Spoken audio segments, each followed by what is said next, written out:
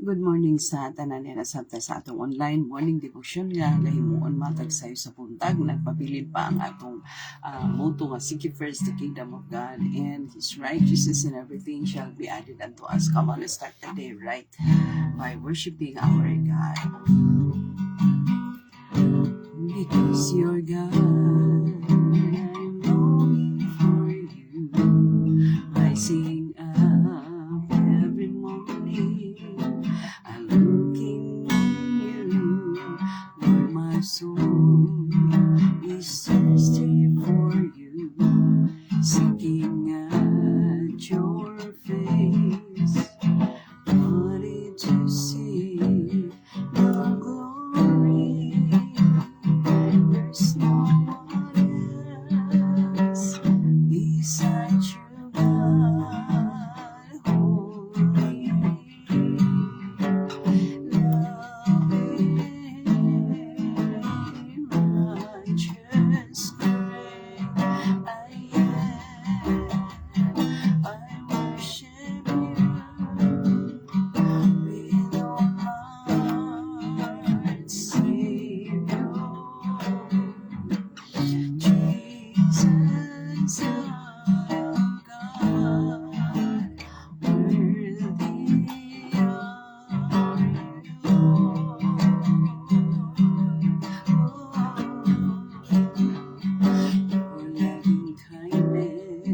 Is better than life, so I will praise you and bless you while I live. I lift my hands and magnify you, and I shall be satisfied by you.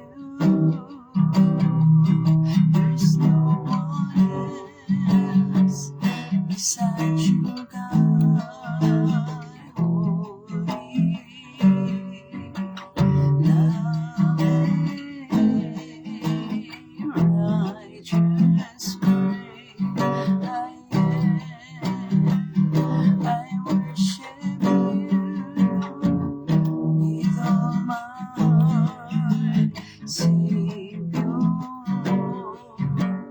Jesus, Son of God, worthy of you. There's no one else beside you, God, holy, loving, righteous, great I am. I worship you with all my heart, Savior, Jesus, Son of God, worthy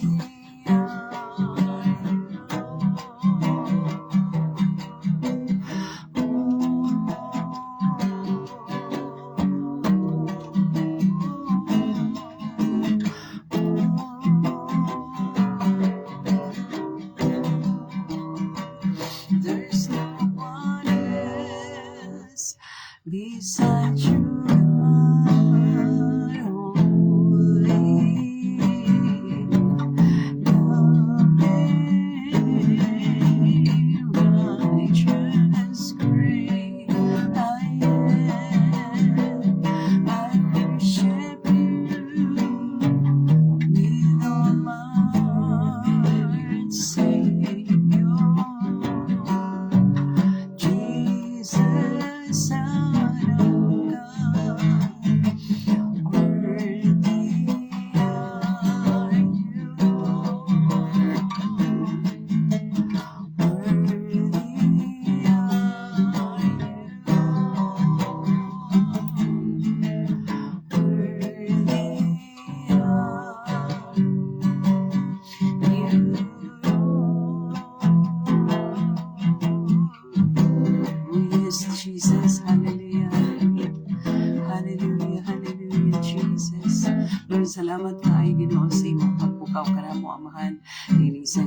buntagon Lord nga gipabuka pa nimo ang among mga mata Lord ug nga imo gi-enable nga mobangon o God.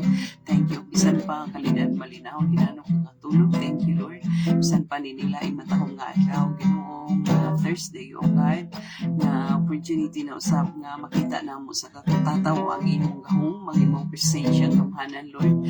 Thank you kaayo ug ang mga butang espirituhanon langit nun sustain ka namo Lord ini adlaw nga Thursday. Thank you kaayo nalay good Lord. Sa walay katapusan naman dawata ang among mga pagpasalamat mga pangdaig karon Lord pinaagis gamhanan ngalan ni Jesucristo nga among Ginoo manluluwas. Amen. Praise God. So, parayon ta, no, nga magahimo sa exhortation. Niya na ta karon sa Philippians chapter 2. Atong basahon ang Philippians chapter 2, verse, sige, atong basahon na lang gikan sa verse 1 pa, taas-taas, no? Taas-taas. Sige lang, ato lang paspasan. Verse 1 to verse 8. Verse 8. So, atong basahon din So, if there is any encouragement in Christ, any comfort from love, any participation in the Spirit, any affection and sympathy, complete my joy of being of the same mind, having the same love, being in full accord and of one mind. Do nothing from selfish ambition or conceit, but in humility count others more significant than yourselves. Let each of you look not only to his own interest, but also to the interest of others. Have this mind among yourselves, which is yours in Christ Jesus. Who, though he was in the form of God, did not count equality with God a thing to be grasped, but emptied himself by taking the form of a servant, being born in the likeness of men, and being found in human form, he humbled himself by becoming obedient to the point of death, even the death on a cross. So dinhi gi-describe gipakita ni Pablo, ginarate niya, gi-describe niya unsa ang klase sa humility nga gipakita ni Ginoong Hesus, no? Kaning nga angayan sundon, no? Dinhi si Pablo, niyon gid si Pablo nga ginahanglan nga susama sa pagpakita ni Ginoong Hesus sa klase sa humility maupod kuno ang atong himuon pagkahimuon so gin-encourage ta niya nga we need to have the same love, no? And being in full accord and of one mind, unity, and unity through humility. So panaghiusa pinaagi sa pagpaubos, pinaagi sa pagkamapaubsanon. So lisod ito kaayo magkaiusa ang tanang Kristohanon kung walay pagpaubos, walay pagpakita nga mapaubsanon. So humility is one key of unity. Humility di ay ang usa nga key in order for unity to be fostered, no? So inaana di ay mga igsuon kay si Pablo, grabe kay strong kaayo ang iyang exhortation sa ato dinhi nga dapat sa atong gibasa. So unsa gyud ang makita nato what are some characteristic of humility dinhi isa-isa gyud ni Pablo diri no magsugod ta sa verse 3 nga siya, do nothing from selfish ambition or conceit, but in humility counting others more significant than yourselves. Paingon na sa ubos isa-isa ni Pablo diri pero atong kutloon specifically atong kutloon what are some characteristics of humility unsa ang tinuod nga pagkamapaubsanon unsa ang tinuod nga mga kinaiya sa pagkamapaubsanon. So dinhi makita nato first is counting others more significant than yourselves. So you see, di ba ang usual karon kay murag atong kaugalingod kundi ato ipataas, look down nato atong sigkataw, dinhi di ay opposite di ay dinhi. Humility is counting others more significant than yourselves. Lisod no? Kay kasagara gyud atong kaugalingon gyud ang atoy pataas, no, more than others. So maning perwiro nga nakita nato diri nga characteristics of true humility, it is counting actually more significant than others. Hallelujah, lisod gyud, no. So especially nga gipakita ni Ginoong Hesus. So, giklaro kay dili nga kung siya gani Ginoo, nagpakita gani siya sa tinuod nga pagpaubos, no. Kita pa bang mga minugna lang. Ikaduha makita nato diri, no, sa verse 4. It is actually looking not only to his own interests but also to the interest of others. Alaka, maglantaw ta sa kaayuhan, sa interest of others. Kanang ang tinuod nga humility di ay kanang lantaw nato ang kapakanan sa atong isigkataw more than looking our own interest. Grabe ni. Hallelujah. Sacrifice ni. So sacrificial gid kaayo di ay ang tinuod nga humility. Inana ang gipakita ni Ginoong Hesus. It is looking not only for the interest for his own interest but for the interest of others. Unsa may gibuhat ni Ginoong Hesus? Unsa may gipakita ni Ginoong Hesus? Gibiyahan niya ang langit. Nagpakatao, no? He came in the form of man, no? Grabe. Gikan pa sa pagpakatao niya sa pasungan, dili siya haruhay, dili sayon ang iyang pagpakatao din hinini nga kalibutan. May mangganita, no, kay haruhay. Hallelujah. Dili sayon. If we want to be if we wanted to follow, to be called the followers of Jesus, then show a good example when it comes to humility. So pagpaubos gyud mga igsoon. So inana ikaduha nga nakita nato, no, looking not only to his own interest but to the interest of others. Muna ikaduha. Ang ikatulo na atay makita gihapon dinhi, no, diha sa verse 7, no. He emptied himself. Muna siya ikatulong nga characteristics nga nakita nato diri. Gihawasan niya iyang kaugalingon. Kana bang ang tao dili na gyud siya maghuna-una nga puno siya. Dili na siya maghuna-una nga mas maayo siya. Mas naa siya. Mas maalamon siya. Mas kusgan siya. Dinhi mga igsuon si Ginoong Hesus, he emptied himself. Gi-empty niya ang iyang kaugalingon. Zero balance. Zero as in zero. Wala ko'y kalam, wala ko'y katapos, wala ko'y kahibalo. Tanan, wala ko'y kusog, wala ko'y ikapasigarbo, walang ko. Zero as in zero, zero balance. Inaana mga igsoon ang true humility. Pag ang usa ka tawo gani maklaro ra ba nimo, no? Maklaro ra ba nimo sa iyang mga aksyon? Sa kagabi pa nga exhortation, maklaro sa mga aksyon. Maklaro sa mga pagpanulti. Maklaro sa mga kinaiya. So inana, no? So muna ikatulo, lisod kayo, no? Pero as a Christian, we need to follow the example of Jesus Christ when it comes to humility. He emptied himself. So, muna siya ikatulo na nakita nato. Then, next is, nagyapon sa 7, but he emptied himself na. Sa 7 gyapon. The fourth one is taking the form of a servant. So, ang true humility is more on serving rather than to be served. No? More on serving. Kalagad kita. Alagad sa Diyos, alagad sa atong isigkataw. In all aspect. Alagaran ang Diyos, alagaran ang isigkataw. Kung gikinahanglan nga you have to go to an extra miles para lang makalagad ka, that's humility. No? Kung unsay naa sa imo gamita alang sa pag-alagad sa Diyos o pag-alagad sa isigkataw, alang sa paghigugma sa Diyos o paghigugma sa atong isigkataw. Lisod, no, pero dili imposible. Makaya ra di ay. Makaya.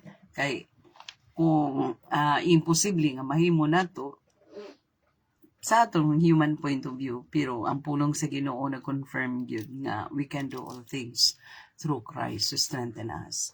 So muna siyang ikaapat, no? Ang third is he emptied himself. Ang ikaapat is taking the form of a servant. Ugas tagtiil, kaya nato ang ipakita ni Ginoong Hesus. He washes the feet of his disciples. Hallelujah, no? Dili kaya. Pero dili imposible nga mahimo nato. Amen. So, ang next na pagyapoy makita nato no sa verse 8 siguro na and being found in human form, he humbled himself by becoming obedient to the point of death. So, through humility, through characteristic of humility, is obedient. He is he is obedient even to the point of death. Obedience. Mao din na siya ang last na characteristics of humility. Obedience. Yes, Lord. Mo imong gusto. Yes, Lord. Yes, Lord. Yes, Lord. Gusto na ako inaan ni Lord. Pero dili ang akong gusto ang matuman. Dili ang akong will ang matuman. But ang imong will ang matuman. If this is your will, Lord, that I should sacrifice everything, then let it be, Lord. So, obedience tayo, mga igsoon.